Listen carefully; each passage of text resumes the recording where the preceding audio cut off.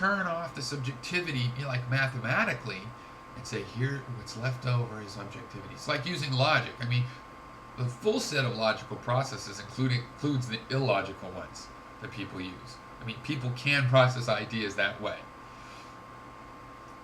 When we cut some of those out, then we make logic, and I believe in logic. I try to be very logical.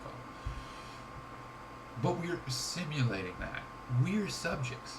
So when the question of does will exist, yeah, I can use these senses, these virtual senses, the metaphorical senses of my consciousness.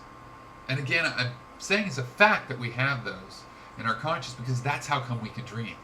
That's not coming from the real world, and yet there's taste and touch and there's all the senses in there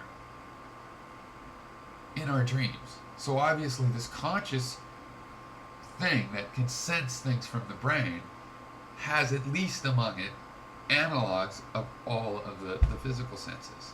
And they were evolved to look at the brain. Okay, they were evolved to analyze the brain, to be knowledgeable of the self, to have knowledge about the self, to be able to look at ourselves, to be able to watch our own train of thought. So this is an edge where our objective reasoning breaks down for you guys. It doesn't break down for the subjectivist because I can still look at myself as an object, right? But since I also look at myself as a subject, I'm allowed to notice that I experience will. I don't have to have an MRI show me a picture of will in order to know that there is will. That's what I mean by experiencing it directly. And it's more directly than the senses because, as I said, the senses would be easier to fool. If the senses were fooled, the will could still be intact. Okay? If the will is an illusion, I don't think the senses can be intact because what are the senses? They're delivery of information to the will. So when I say more primary, more fundamental in a philosophical sense, I mean which thing is dependent on the other for its definition. The senses depend on the will for their very definition. You have to give me an alternate definition. And so that I can compare the two, because I'm a relativist. So I'm going to say, well, which one seems, relatively more true? And you guys have not offered me anything. What is the definition of the senses? What is the definition of advantage? You guys use all of these terms. That the will may be evolved because it's to the advantage.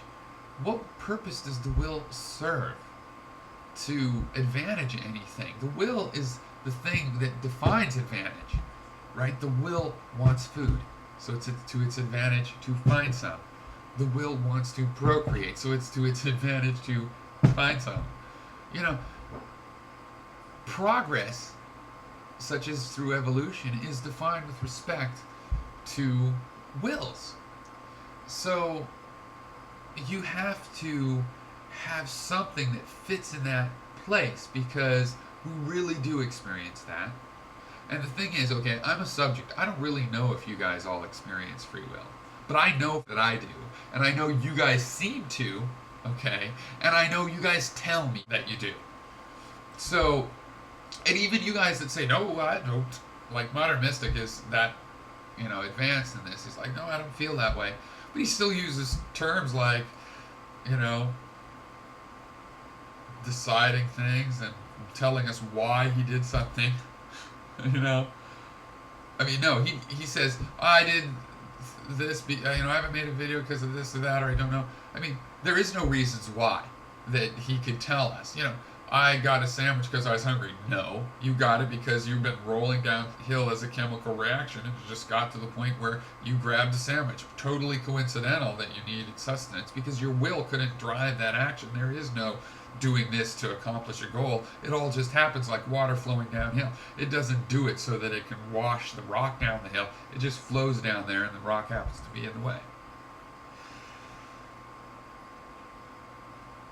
So, yeah, I sure hope I covered all of them.